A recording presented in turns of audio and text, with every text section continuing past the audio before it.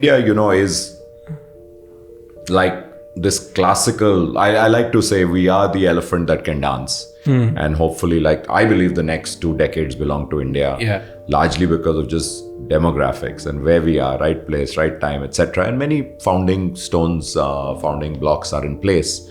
But at that time also, people expected us to take off. That takeoff took longer. And it took longer for very basic, simple reasons, not just trickle-down theory, there's enough money coming in. You know more about maybe C and D towns in India than I do.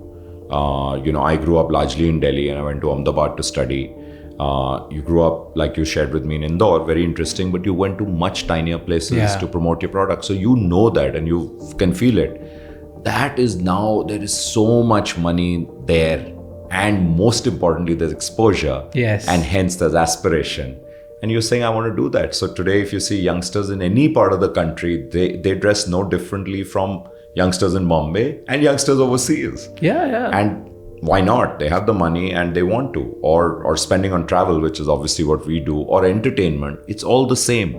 And we see our customers every time I travel, I'm just fascinated by who is traveling. And how they speak, what they do, what they want to do when they're in Goa, what they want to do when they're in Phuket, and what they want to do eventually when they're in London and New York, and all of that is happening, or in Ladakh, or in this.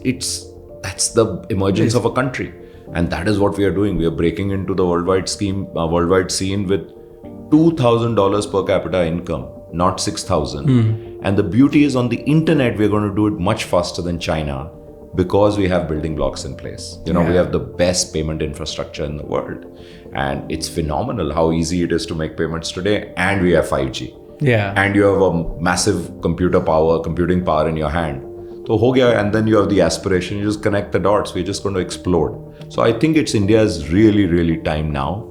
And that's what I think makes it very exciting. For sure. And now one point is now people are ready to spend. There's this... I talk to a lot of young people, right? I keep quoting this one research I read, and I truly believe in this. And one of every podcast I talk about, I think it's become repetitive, but I want to share it, right? Our parents' generation used to save 54% of their income. Our generation saves only 17% of their income.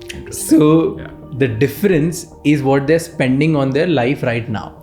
Because a lot of young people believe that there's a security कि कल होना हो देख लेंगे, हमको तो आज ही खेलना है, right? जो America went through. And that's 37 percentage points. Yeah. So basically it's more than 1/3, getting close to 40. That's a lot. Exactly. And very true. Yeah. I think, and it's changing also. I think, Raj, what's changing is generation now is 5 to 10 years, not 20 to 25 years. I see that shift.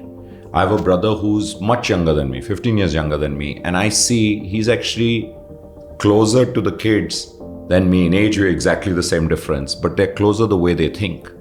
So the gap is actually, and the thinking and the aspiration. So it's not like people are waiting. I see youngsters in office, first job. So for me, travel, right? So that's the perfect example.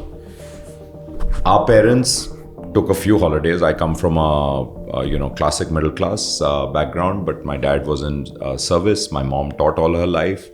But they were doing well and, made sure that while they didn't get the holidays because they were both kids of pre-independence India, but when they had kids, they would make sure कि यार एक holiday होगा साल में, driving holiday होगा, कभी शिमला जाएंगे, कभी कश्मीर जाएंगे, कभी नैनीताल जाएंगे, मसूरी जाएंगे, गर्मियों में जाना है.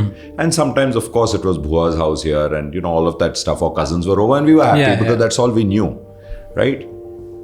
And you see now when we started earning and we had kids, or even before that, we said, of course, one big holiday in summer, but one small holiday in winter is possible, and 1 or 2 weekend breaks will happen. Yes. And I had a banking job, it was paying well. My wife was actually in media and we were both fond of travel. So we said, yaar, sara paisa na rent ke baad travel mein kharchenge. But we were atypical. I see a lot of my friends, maybe 2-3 holidays, maybe 4.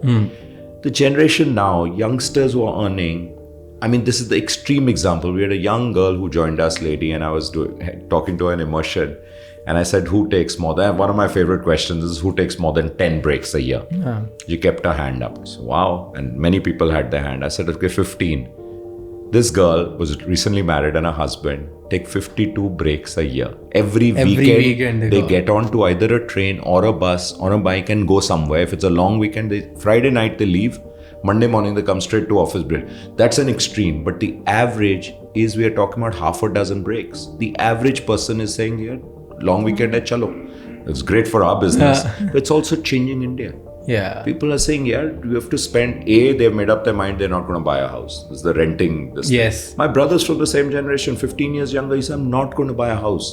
And he's a very successful lawyer, own law firm. He's saying it's stupid. And he keeps convincing me how it's stupid. I come from a different generation.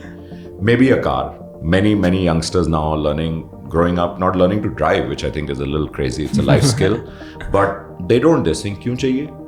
कल self driving आ जाएंगी cars, India में तो नहीं चलेंगी कभी शायद, but उबर है, ओला है, चाहिए नहीं हमें गाड़ी, but I think, but they say we won't own a car, we will rent a car when we want to even go or self drive etcetera. We will spend all our money on experiences, going out, eating out, traveling, ordering in food, fashion. Some of them are actually going towards upgrading lifestyle, let's say. Yeah, and also enjoying today. To your point, not pushing off tomorrow, it's in today, and that is a big changing time. US went through that, and I think China's gone through that. In India, it's happening now. So it's quite fascinating, great for our business. Thank you so much for watching Raj Shamani Clips. Please subscribe this channel, because on this channel, we'll bring so many valuable clips from our podcast, some exclusive clips as well, which will help you become the right kind of leader and which will help you grow in your life.